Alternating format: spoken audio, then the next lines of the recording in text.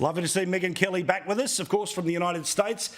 The freedom-loving lady. Well, she spent some time in France, and that was a bit of fun. Our full chat is up at skynews.com.au, but the highlights on the telly right now. How do we not talk about Harry and Meghan? Okay, I'm listening. You have my attention. They don't want to work. It's the same reason they left the royal family. They only wanted to wear the crown jewels. They didn't actually want to toil away at the ribbon cutting ceremonies. And the same problem plagued them and their new employers once they got here stateside. Are you sure about that? The fact that she couldn't even make 12 episodes without complaining is absolutely pathetic, right? 12 episodes, I do that in 2 weeks. And what is she complaining about? And the problem is, once you have an actual job as opposed to a stupid lifestyle website that nobody looks at, or I don't even know what Harry's ever done, it actually requires some effort, some elbow grease. You have to prepare. And the biggest offense I heard about in the revelations about this podcast that failed was the fact that she committed a fraud. What? There are some pieces you put out where you must use a producer to do some of, forgive me, the less important interviews. That's just the way these big pieces go. Not in a podcast that has 2 interviews when you only have to do 12. I'm talking about an in-depth, several long-hour documentary. You might have a producer do a piece or two, an interview or two. You would never misrepresent that you did it. You would never cut your own questions into the interview and try to pawn it off on your audience like it was yours. That's grossly unethical. And if she did that with Spotify's help, Spotify has some answering to do, because that's a fraud on your audience. But that's how lazy she is. And the reason she didn't want to do it herself is because A, she's lazy, right? Number one. I said, wait a minute. Wait a minute.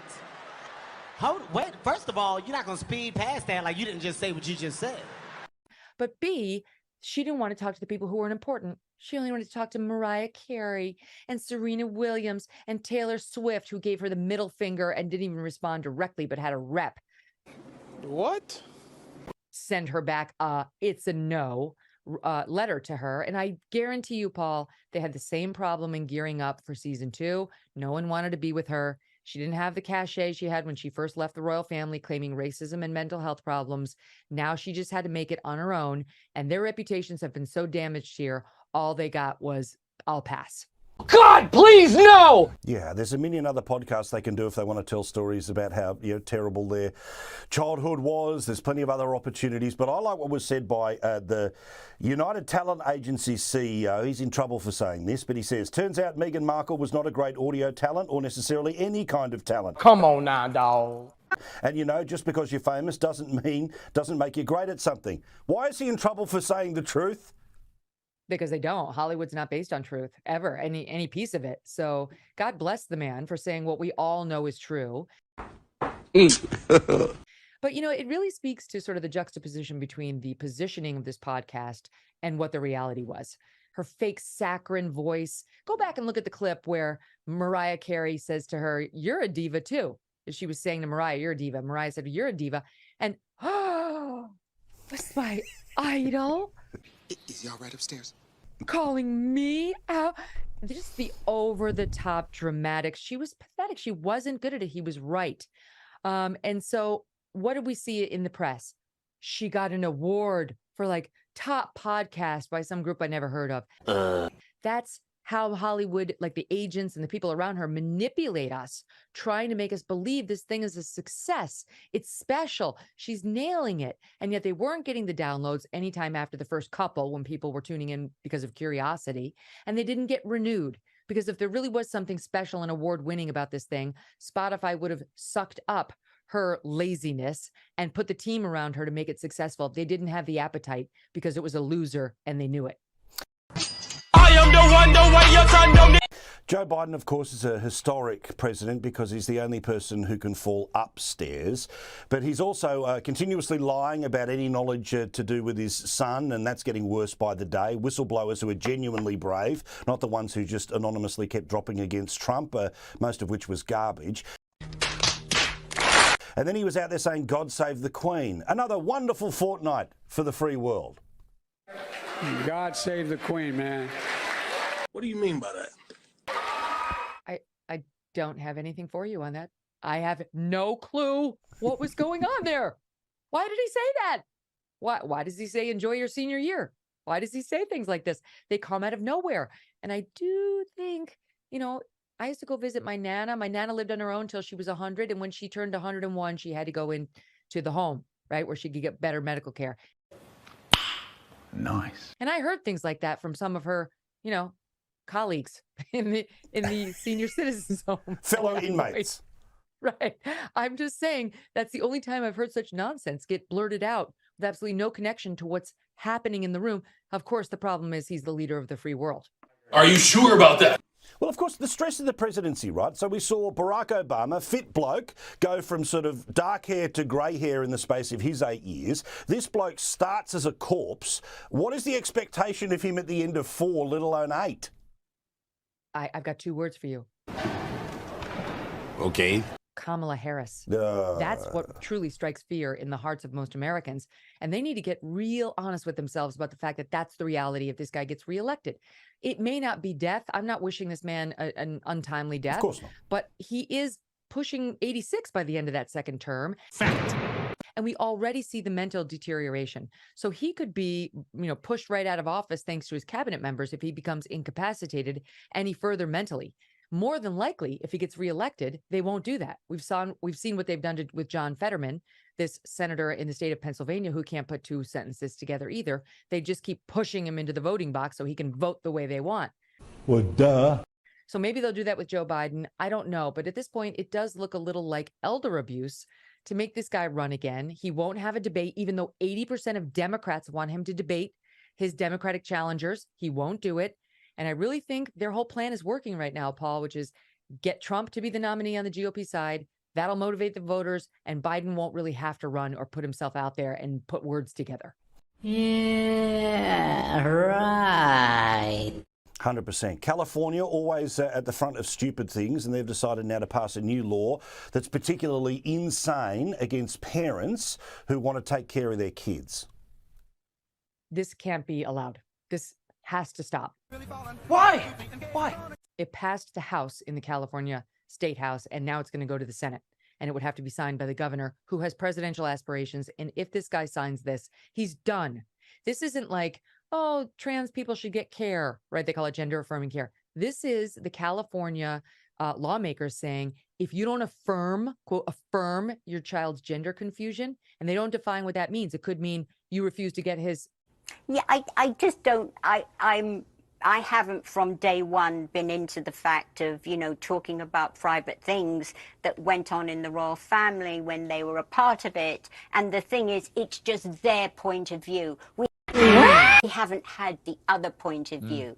And it's like, don't bring it to the public. Nobody wants to know about it. Every family has problems. Keep it to yourself. Yeah. Keep it to yourself. Yeah. And I just think that from day one, they've handled it very badly. And you know what? They wanted their freedom. They have it. But they want more than just their freedom. They want to be 2 very important people politically. Yeah, but they want the royal. Okay. Take it easy. But I think if they keep poking their nose into American and political affairs and the Constitution and so on, it's not going to end well. I can tell them that. I want to talk to you also about It's like I was just going to say, he's only been here 2 minutes and he wants to run the country. It's like, hold on. It's completely absurd. Talking about Dave Chappelle. So Dave Chappelle, I don't know if you've been following this, but he did this big Netflix special. He told some trans jokes. Some people thought it was funny, including trans people. Other people, including other. Hey, y'all, come look at this. Trans people hated it, wanted him cancelled. Netflix stood by him, but he was due to play in a gig in Minneapolis yesterday, and they cancelled it. The organisers at the last minute and issued this ridiculous, pompous statement about how they hadn't been aware that it wouldn't be a safe space for employees and so on. What do you make of it? It comes at a time when John Cleese actually has come out with an interesting comment about the threat to comedy at the moment from this cancel culture. Here's what John Cleese had to say. A lot of comedians now are sitting there, and when they think of something, they start thinking, could I get away with that? I don't think so. So-and-so got into trouble when he said that. that or she said that. You see what I mean? And that's the death of creativity. And I think look, I'm not a big fan of John Cleese, to be honest, these days. He's a bit of a miserable old bore and he can't stand me, but that's neither here nor there. Oh, I love him. Wait for it. Love him. Well, we'll agree to disagree about him. I'll probably get on fine with him, actually. If you're watching, John, come and do an interview. But here's the statement that really made me puke. The Dave Chappelle show tonight at First Avenue has been cancelled. To staff, artists, and our community, we hear you. We are sorry. We know we must hold ourselves to the highest standards. We let you down. We're not just a blank box with people in it. We understand First Avenue is not just a room, but meaningful beyond our walls. The team and you have worked hard to make our venues the safest spaces in the country. Stop it. And we'll continue with that mission. We believe in diverse voices and the freedom of artistic expression, but in honouring that, we lost sight of the impacts it would have. I mean, what a load of old guff. Right? What they really mean is, we are going to decide what you're allowed to find funny. That's it. It's ridiculous. It's, again, a case of freedom of speech. This man is a brilliant writer, a brilliant comic, and when you watch him, he just doesn't tell silly jokes one after the other to try and offend. It always goes along with the story, and there's always the beginning, middle, and end, and it always comes around to, well, what do you think about it? This is what I think, and he... Wait for it. ...does it superbly. The point is, funny. he's not Listen, transphobic. If we can't... He's not transphobic, but he thinks you should be able to tell. Not. You should be able to tell jokes about trans people, like we tell jokes about everybody. And actually, they're funny as jokes. Of course. Here it comes. And the thing is, that, if there are many trans people that he offends, it's very, very simple. Don't watch. Yes. Turn it off. Go and watch something else. Fact. But there are also millions of people that love him, that do want to watch him. I'm one of them. I think he's a genius. Oh, no question. But the thing is, it's like, it's simple. Why do people make such a big deal about, you know what he does, you know what he's famous for, don't watch it. Simple. I think if we can't tell inappropriate jokes anymore, you and I are going to have to go and live on a desert island somewhere with Ozzy. Oh, God, we might as well live in bloody Russia. I mean, if you can't laugh, right? You've got to laugh, you know. You've got to have irony. You've got to laugh. With the state of the world right now, if you can't go out or watch something at home that's funny, what are we going to do? Do you know what I read the other day? Was that there's lots of WhatsApp groups now that everybody's on, where inappropriate jokes are told because it's in secret. And I thought, how incredible, what a damning indictment of our society. In a way, it is a bit like Russia or North Korea or China, where people feel they have to go underground to crack a joke in case somebody's upset and you end up losing your job or your livelihood. Exactly. I mean, all the time people send me things and I'm like, where the Wait for it. hell did you find that? You know, and some of them are funny, some of them aren't, but it's like, who the hell is making all this stuff? But some of it is very funny. Sharon, fantastic. And, you know, it's humour. Of course it's humour. Go on. Sharon, great to talk to you. Send Ozzy my best. Tell him I'm sorry he bottled it, but as soon as he grows a pair, get on this show and be uncensored for me. He owes me one, all right?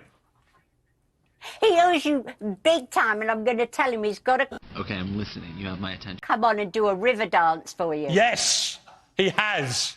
I look forward to seeing him very soon. Sharon, great to talk to you. I'm so glad the old man's back on his feet. I know how worried you've been as a family. He is indomitable. He's indestructible.